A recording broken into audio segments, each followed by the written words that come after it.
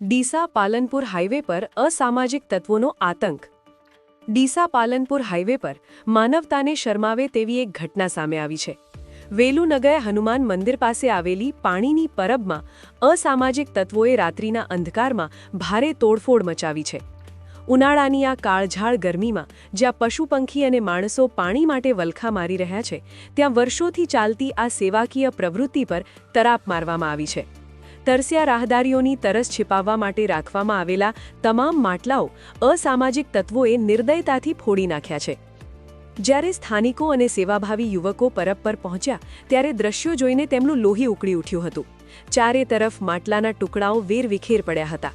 એક પવિત્ર જગ્યાએ કરવામાં આવેલા આ નિમ્ન કક્ષાના કૃત્યને લઈ અત્યારે સમગ્ર પંથકમાં ભારે રોષ અને ફિટકારની લાગણી જોવા મળી રહી છે।